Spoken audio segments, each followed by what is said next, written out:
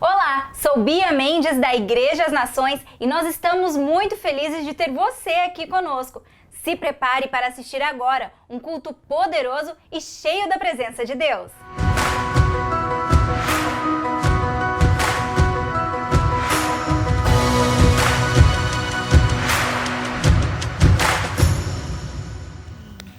Podem aplaudir o Senhor, amada igreja. Louvado seja o nome dEle. Prazer imenso estar com vocês aqui nessa manhã. Somos mais que vencedores. Um domingo cedo, estamos aqui adorando o nosso Deus que vive e reina. E o seu coração vai de encontro ao coração do Pai. Gratidão também damos a você que está em casa. Obrigado pela oportunidade de estarmos aí. Gratidão imensa porque você tem aberto a porta da sua casa para que possamos estar conectados em um único propósito, em um único amor, o de Cristo Jesus. Que Deus te abençoe. Você que está nos assistindo também pelas mídias sociais, Instagram, YouTube, bom dia, linda semana para você. Fica aí, manda aquele aviãozinho para os teus amigos, porque o Senhor derramou e tem derramado diariamente o melhor maná para mim e para a sua vida. Então não sai daí, seja muito bem-vindo e é um imenso prazer estar com você aqui nessa manhã. Hoje nós vamos falar sobre restaurando a visão. Quando nós falamos sobre visão, nós nos reportamos de uma forma física à nossa visão natural. Então a nossa visão natural, com o passar do tempo, quando vamos amadurecendo, essa visão, em alguns casos, ela vai ficando meia turva. Então há necessidade de adquirirmos, um óculos. Às vezes começamos com um determinado grau, depois vamos nos adaptando, utilizando ainda mais, e esse grau vai o quê? Reduzindo. Quando nós falamos também em visão numa esfera empresarial, o que seria essa visão? A visão dentro de uma empresa, ela nada mais é de que um olhar para o futuro, um olhar à frente. Então eu tenho uma missão, que é o que eu vivo hoje, mas também eu tenho uma visão que em muitos momentos ela está a curto e a longo prazo. Então vai ser traçado metas, objetivos, para que seja alcançado essa visão. Então se você aqui é um pequeno empreendedor, digamos que você vende roupa, eu creio que dentro do seu coração, você já traçou como visão, você ser um vendedor extraordinário na cidade de Porto Velho. Então, o melhor vendedor, daqui a alguns anos, você quer ser reconhecido a nível talvez nacional, como aquele melhor vendedor de confecções. Então, não sei qual é o teu ramo, eu não sei se você é um vendedor autônomo, mas dentro da tua experiência profissional, você tem estabelecido visão, para que você conquiste algo muito maior, que já foi liberado direto do trono de Deus para a sua vida. Então, isso define muito bem a visão. Então, é uma espécie, em muitos momentos, para alguns, até de um sonho impossível, que fornece um direcionamento para o futuro. Então, como igreja local, nós temos uma visão que Deus nos deu, que é o quê? Conquistar a cidade de Porto Velho para Cristo Jesus. Então parece o que? Um sonho impossível, mas é uma visão a qual eu e você, como exército de Cristo, estamos aqui conquistando, amando vidas, para que nós possamos alcançar essa visão. Porto Velho, Rondônia e as nações para Cristo Jesus. Então isso é a visão. Quando nós falamos na fisiologia cerebral, o lado direito do meu e do seu cérebro é o lado que está o quê? As nossas emoções. Então é o lado da maturidade, tá? As nossas emoções, é o lado intuitivo, é o lado da maturidade. Enquanto o meu lado esquerdo, ele é o lado da minha razão. É o lado que produz a ideia e o lado direito é o lado que executa a ideia. Então segura essa fala que você vai entender mais na frente o porquê que eu estou trazendo essa informação para você. Então, lado direito, emoções, intuitivo, maturidade, é o que realiza as ideias. Enquanto o lado esquerdo do nosso cérebro é o lado da razão e é o lado que produz a ideia. Então, se você, nesse momento, está produzindo uma ideia para uma visão de futuro sua, é o seu lado esquerdo. Quando você chegar lá, quando você começar a traçar os objetivos e metas, o teu lado direito, ele está o quê? Ele está realizando essas ideias, tá bom? Dentro de uma empresa também, uma visão, ela não anda sozinha. Então, ela está aliado com a missão e com os valores. Até aqui tudo bem? Estamos conectados aí no que é a nossa visão? Então agora eu quero te convidar a abrir as suas Bíblias. Amém? Eu creio que nós podemos celebrar um pouco mais. Vamos abrir as nossas Bíblias, amada igreja? Amém? Nós temos aqui como texto base 1 Samuel, capítulo 11, do versículo 1 ao 11.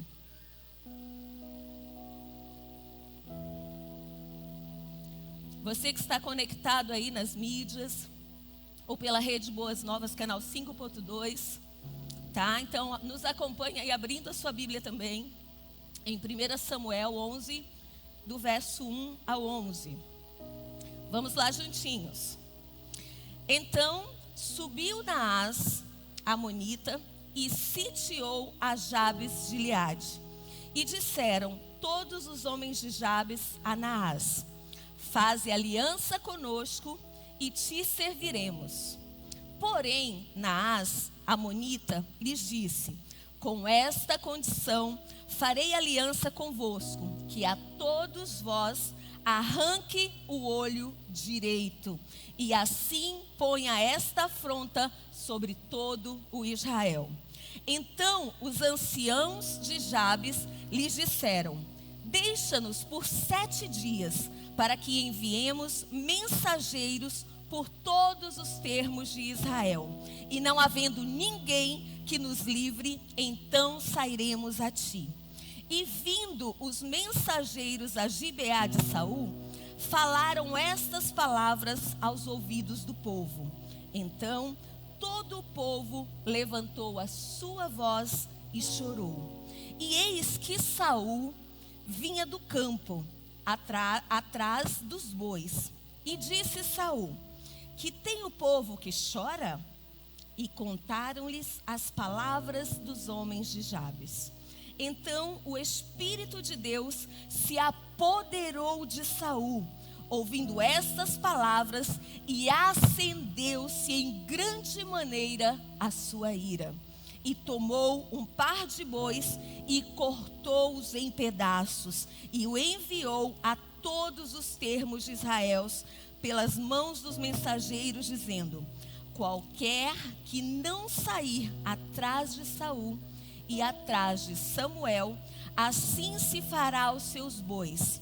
Então caiu o temor do Senhor sobre o povo, e saíram como um só homem, e contou-os em Bezeque. E houve dos filhos de Israel 300.000, e dos homens de Judá 30.000. Então disseram aos mensageiros que vieram: assim direis aos homens de Jabes de Gileade: amanhã, em aquecendo o sol, vos virá livramento. Vindo, pois, os mensageiros e anunciando, e aos homens de Jabes se alegraram. E os homens de Jabes disseram: amanhã sairemos a vós, então nos fareis conforme tudo o que parece bem aos vossos olhos. E sucedeu que ao outro dia Saul pôs os pés em 3 companhias e vieram ao meio do arraial pela vigília de manhã e feriram a Amon, até que o dia aqueceu. E sucedeu que os restantes se espalharam, que não ficaram 2 deles juntos. Vamos só finalizar aqui com o versículo 12. Então disse o povo a Samuel: quem é aquele que dizia que Saul não reinaria sobre nós? Daí cá aqueles homens e os mataremos. Porém Saul disse: hoje não morrerá nenhum, pois hoje tem feito o Senhor um livramento em Israel. Amém? Glória a Deus. Aqui nós nos deparamos nesse versículo, a qual acabamos de ler, com o povo de Jabes.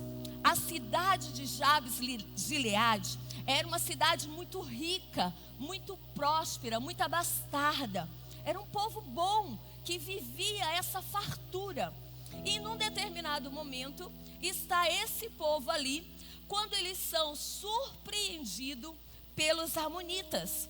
E esses amonitas tinham um rei chamado Naás. E os amonitas, aqui a minha versão diz que sitiaram, o povo de Jabes. E o que é sitiar? É nós estarmos aqui reunidos e de repente chegar alguém e nos cercar. Então esse povo de Jabes, eles se depararam com os amonitas cercando. Naás, o nome desse rei, no hebraico significa serpente. Quando nós vamos para a palavra em João 10:10, diz que o inimigo veio para matar, para roubar e para destruir, mas o Senhor veio para dar vida e vida em abundância. Então ali, aquele homem, comandado pelo seu rei, que tem o seu nome como significado hebraico de serpente, agiu como uma serpente, cercou o povo de Jabes. E aquele povo cercado, ao invés de se posicionar e se levantar como guerreiros valentes, eles negociaram. Eles não reagiram. Eles se viram cercados e partiram para uma negociação. E qual foi a negociação proposta pelo próprio povo de Jabes? Estamos aqui, nos rendemos, vamos dizer assim, Estamos aqui rendidos, então vamos partir para uma negociação. Queremos fazer um acordo com você, inimigo. E qual foi a proposta do povo de Jabes? Nós estamos rendidos e a nossa proposta é que vocês furem o nosso olho direito. Nós permitimos que vocês furem os nossos olhos direito, mas não nos mate. Foi essa a proposta que esse povo fez para os amonitas. Então, nós nos rendemos com essa condição. Os anciões que ali estavam, falaram o seguinte para o povo amonita: a nossa proposta é essa, mas nos dê um prazo de 7 dias, para que nós possamos estar aqui e vamos mandar mensageiros para nos ajudar. E assim foi feito o acordo.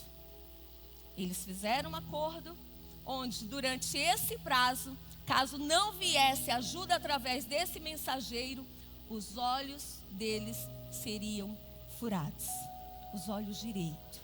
Queridos, naquela época, para a grande maioria de um exército de guerreiros, o olho direito era de extrema importância. Quem aqui já brincou de algum tiro ao alvo? Eu lembro que um tempo, eu não sei se ainda tem aqui em Porto Velho, uma brincadeira que você usava uma arma artificial. Quem já fez esse tipo de brincadeira?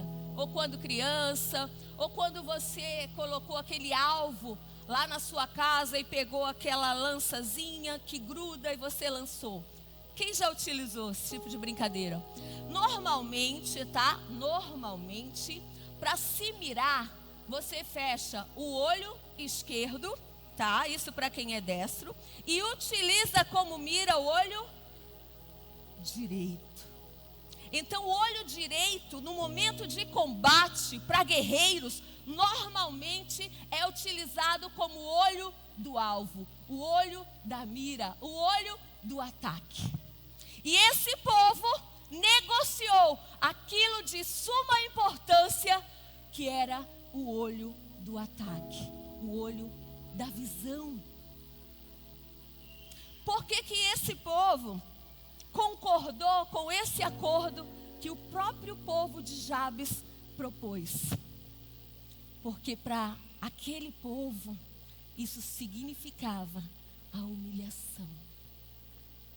Porque ter um exército, um guerreiro valoroso, que não pode ir para o combate, que de uma certa forma se torna incapaz, porque o olho direito foi vazado, foi furado, como que ele vai mirar?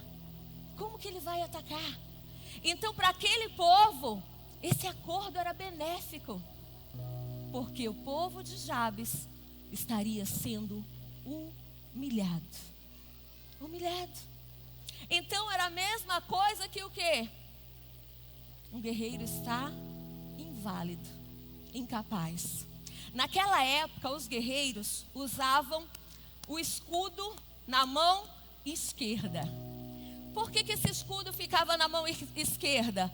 Porque um lado ele se protegia com o escudo e o outro, a visão direita, ele atacava. Ele mirava, um arco e flecha.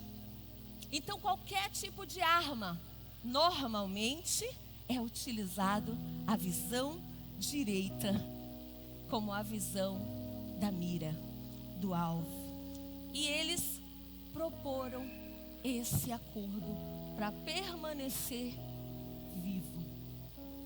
E seria uma grande humilhação para a nação de Israel, porque teriam homens valorosos, mas homens despreparados para ir para a guerra, para o ataque, para o combate. Por que a palavra de Deus se reporta lá no livro de Efésios 10 sobre as armaduras? E dentre essa armadura cita o quê? A espada e o escudo. Então, se a própria palavra fala que estamos em batalha, que nós temos as armaduras para que possamos nos revestir, e uma delas é a palavra, é o livro da vida. Então, se a própria palavra fala de armadura, é porque eu e você temos vivido um período de guerra. Nós estamos em guerra. Nós estamos em guerra em todos os momentos. A carne milita contra o espírito. E assim vivemos nesse mundo a qual não pertencemos, onde tem conflitos, onde tem morte, onde tem miséria, onde tem fome. Vivemos em guerra. Vivemos em guerra. E em tempo de guerra, tem muita gente deixando de guerrear e fazendo acordo com a serpente. Ninguém conquista coisas maiores se não tomar posição. Eu não tenho como conquistar grandes coisas se continuar com nenhuma atitude. Só conquista, só vence batalha quem vai para a guerra, quem se posiciona. E aquele povo se viu o quê? Rendido, e não se posicionou, e não lutou, e não esbravejou, simplesmente negociou com a serpente. E eu e você temos tudo da parte de Deus. Ele é o general, ele já venceu todas as batalhas, ele já venceu a morte. E em muitos momentos temos andado negociando com a serpente. Não fomos constituídos para sermos apenas sobreviventes nessa terra.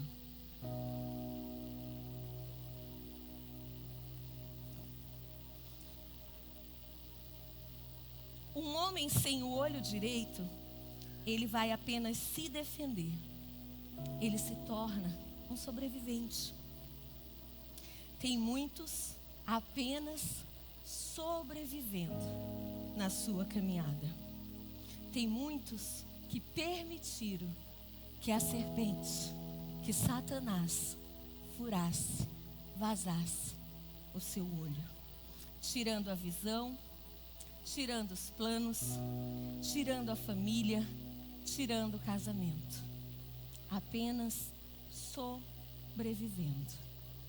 Sem o olho direito, nós não conseguimos conquistar.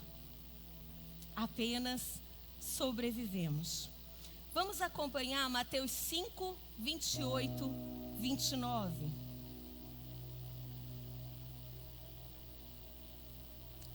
Abram aí, Mateus 5,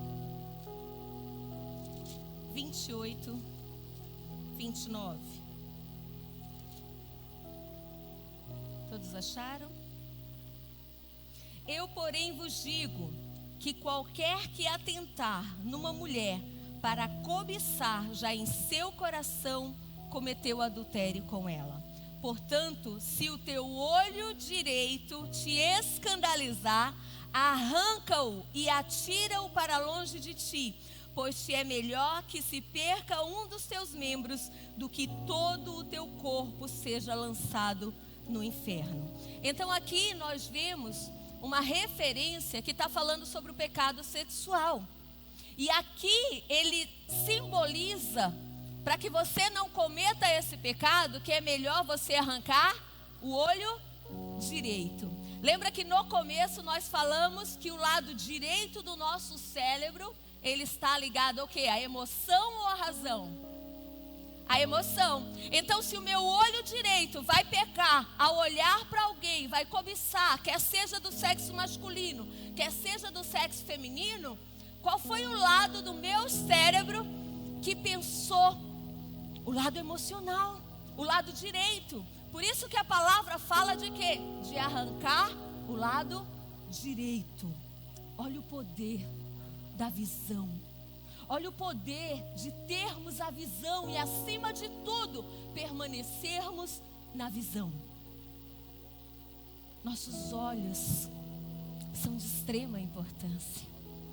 E aqui nós estamos falando em especial da importância do olho direito. A visão, o ataque, a mira e a direção. Eu quero que você abra também Juízes 16, versículo 20. Juízes 16, versículo 20.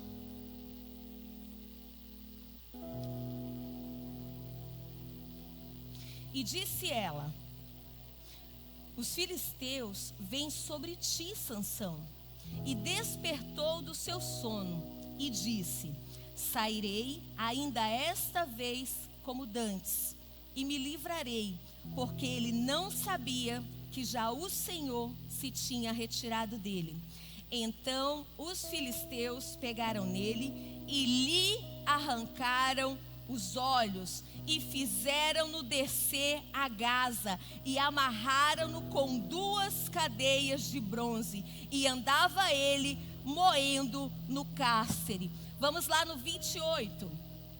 Então Sansão clamou ao Senhor e disse: Senhor Jeová, peço-te que te lembres de mim e esforça-me agora, só esta vez, ó Deus, para que de uma vez me vingue dos filisteus pelos meus 2 olhos. Abraçou-se, pois, Sansão com as 2 colunas do meio, em que sustinha a casa, e arrimou-se sobre elas com a sua mão direita. Qual foi a primeira mão que ele colocou na coluna? Lado direito. Lado de quê? Das emoções. Sansão estava o quê? Com raiva, com ódio, com ira. Então as suas emoções projetou essa ação de a primeira mão na coluna ser a mão direita, e com a esquerda ele colocou na outra, e aí clamou ao Senhor para que viesse novamente a sua força. Mas aqui, nesse versículo, quando Sansão estava rendido, ele estava ali, dominado. Ele já não tinha mais a porção de Deus sobre a vida dele. Ele não tinha mais aquela força que logo de imediato fizeram a Sansão quando o renderam. O que fizeram a Sansão quando o renderam?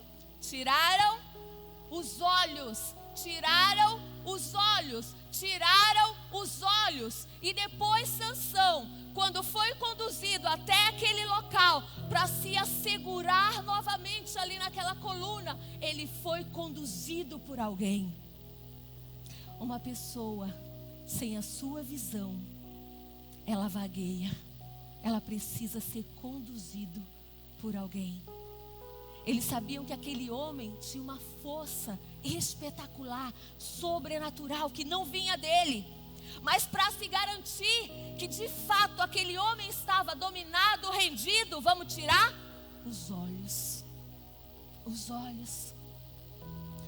Muitos têm perdido a visão, mesmo estando com seus olhos naturais perfeitos.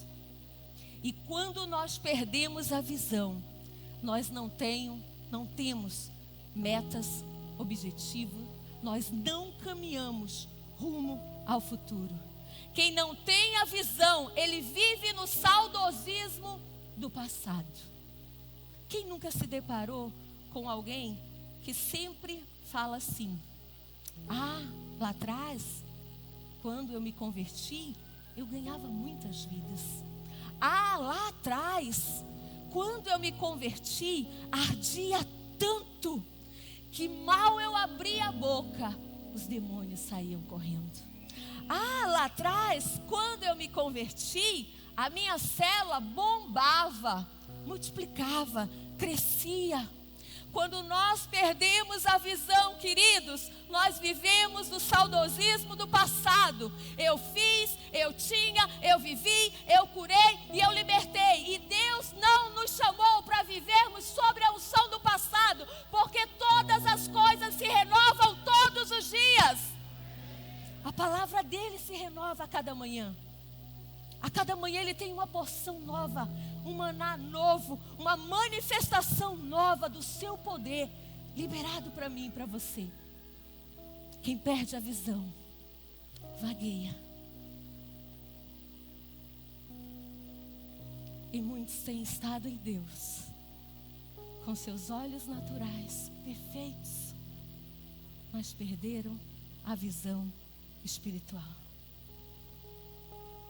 Não sabem quem são, não sabem para onde vão, não sabem do propósito.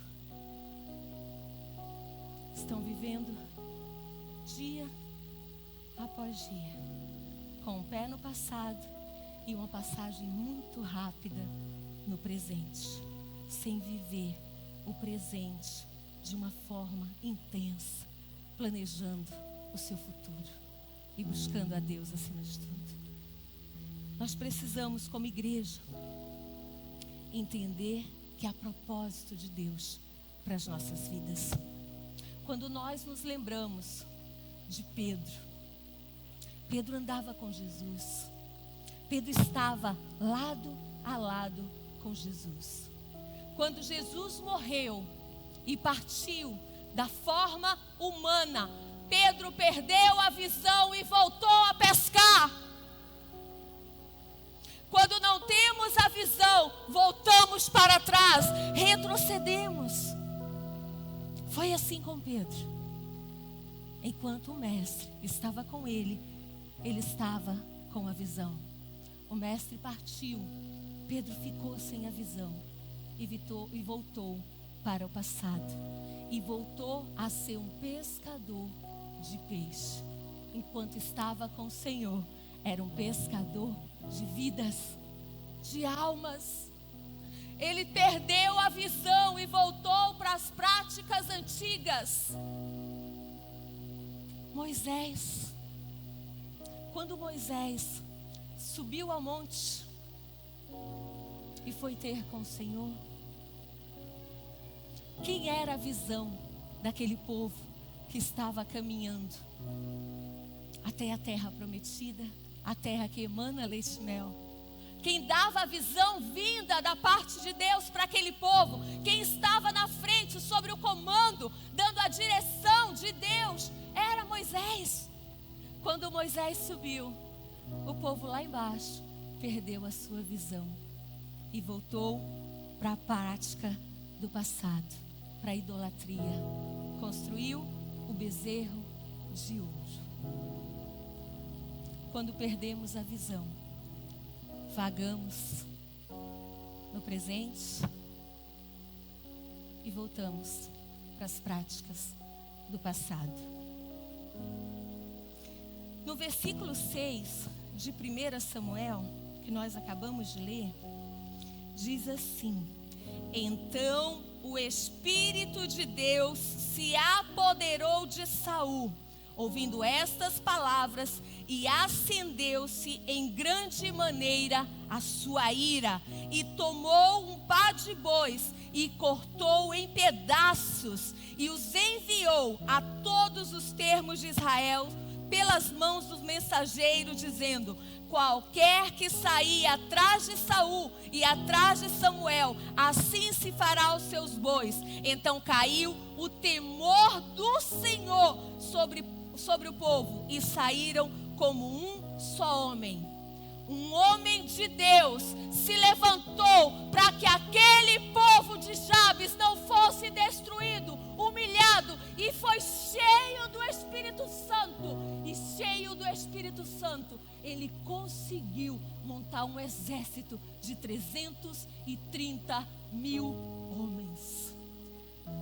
330 mil homens. Quando a gente volta lá no capítulo 10 de 1 Samuel, no versículo 6, a gente vê se cumprir nesse versículo do 6, capítulo 11, a promessa que antes já tinha sido liberada sobre a vida de Saul. No 10, versículo 6 de 1 Samuel diz assim: e o Espírito do Senhor se apoderará de ti, e profetizará com eles, e te mudarás em outro homem. Aqui, um pouco antes, nós vimos uma palavra, uma visão de Deus para a vida de Saul. E no versículo 11, nós vemos se cumprir. Esse homem ser apoderado pelo Espírito Santo de Deus e não aceitar a destruição daquele povo e a humilhação daquela nação. O Senhor tem chamado grandes homens de Deus para se irar, para que cheios do Espírito Santo se levante com autoridade, com poder, para se irar contra o pecado, se irar contra as concupiscências da carne. O Senhor convida hoje uma igreja para ser tomada pela porção do Espírito Santo de Deus. Amém. Louvado seja o nome do Senhor. Eu e você só fazemos guerra contra aquilo que detestamos. Aquilo que não detestamos, nós não vamos nos levantar para guerrear. Aquilo que eu e você não abominamos, que não temos nojo, nós não vamos nos posicionar contra. Aquilo que nós não detestamos, nós em muitos momentos vamos compactuar e não abominar. No Salmo 115, diz assim: tem olhos e não vê, tem ouvidos e não escutam, tem boca e não falam, tem pés e não andam. E aqueles que idolatram eles se tornam como eles. Muitos de nós tem caminhado tendo boca e não falando, tendo olhos e não enxergando, tendo ouvidos e não ouvindo, nos tornando numa condição de passivo. Nós precisamos clamar pela manifestação do poder de Deus, para que a nossa visão seja restaurada. O Senhor já liberou planos grandiosos. O Senhor tem sonhos grandiosos.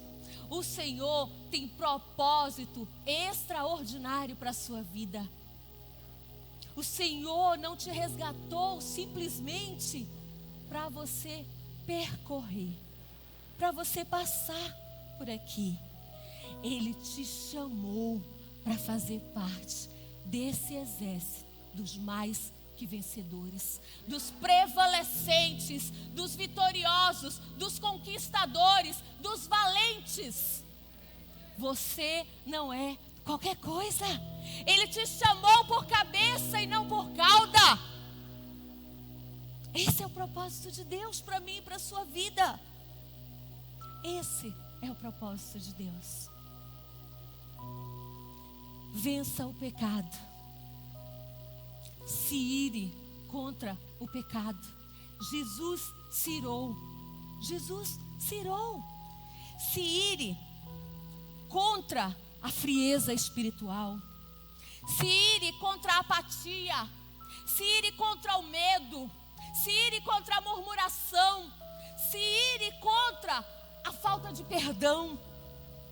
Se ire contra a desistência. Um vencedor, ele não para no meio do caminho. Um vencedor, ele prossegue, olhando sempre para a sua visão, com o olhar para o alvo, com o olhar para o autor e consumador da sua fé. Se ire contra uma vida medíocre. Desde pequeno é implantado em nossas vidas que se tirarmos a nota máxima na escola, tá tudo bem. A média é 6.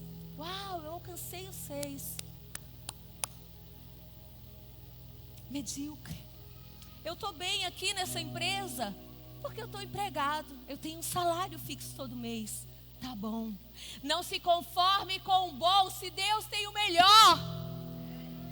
Não se conforme com o tanto que você andou se tem uma terra que emana leite e mel esperando por mim e por você. Não se conforme. Deus não nos chamou para uma vida mediana, quando o que Ele tem é a vida e a vida em abundância. Foi para isso que fomos chamados, para viver o melhor, para sentarmos na mesa do banquete e comermos do melhor dessa terra, mas não só para comer, para você abençoar, para você receber e doar, para você receber e contribuir, para você receber e ser o instrumento de bênção na vida do outro. Foi para isso que o Senhor te chamou. E eu quero te convidar a ficar de pé nessa manhã.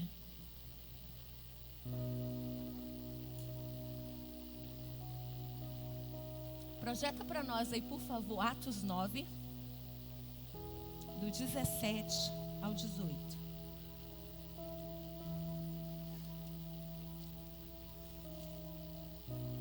Atos 9.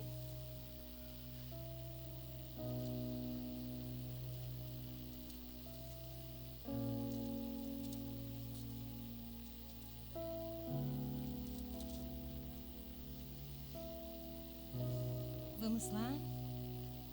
Aqui no capítulo 9 fala sobre a conversão de Saulo no caminho de Damasco. Ainda no versículo 9, vamos voltar um pouquinho mais, diz assim: e esteve 3 dias sem ver, e não comeu e nem bebeu. E Ananias, versículo 17, foi e entrou na casa, e impondo-lhes as mãos, disse: irmão Saulo, o Senhor Jesus te apareceu no caminho por onde vinhas. Me enviou para que tornes a ver e seja cheio do Espírito Santo de Deus. Saulo era um homem que perseguia o povo de Deus. Ele precisou, no caminho de Damasco, ter um encontro sobrenatural a ponto de cair do cavalo. Esse homem caiu do cavalo, ficou cego durante 3 dias, a qual ele não comeu e nem bebeu. E o Senhor mandou ele ir ao encontro de Ananias para ali colocar as mãos sobre os seus olhos e a sua visão ser restaurada e ele ser cheio do poder do Espírito Santo. Se você observar nesse versículo, Ananias, quando encontrou e impôs as mãos, ele chama Saulo de irmão. Ele diz: irmão Saulo, irmão Saulo. Aqui, na minha opinião, Saulo já conhecia. Saulo já tinha vivido uma experiência. Ele não era um leigo. Saulo já tinha ouvido falar. Só que Saulo se perdeu. Ele perdeu a visão e precisou ser levado a este local para cair, para ficar cego por 3 dias, para que a sua visão fosse restaurada e cheio do Espírito Santo de Deus ser tomado. Você pode até estar fazendo coisas, porque nós sabemos fazer coisas quando nós já temos o costume de fazê-las. Nós temos vivido em muitos momentos no automático, mas você está fazendo com o propósito certo, com a visão certa. Você está tendo um olhar para frente. Ou você está caminhando por caminhar, ou você está fazendo por fazer. E o convite nessa manhã é que você seja tomado pelo Espírito Santo de Deus, para que você saia daqui irado contra tudo que tem te prendido e feito você perder a visão daquilo que Deus já preparou para você e para a sua casa. E muito obrigada a você que nos acompanhou até aqui. Para ter acesso a mais ministrações como essa, é só acessar o nosso site ou as nossas redes sociais. Até a próxima!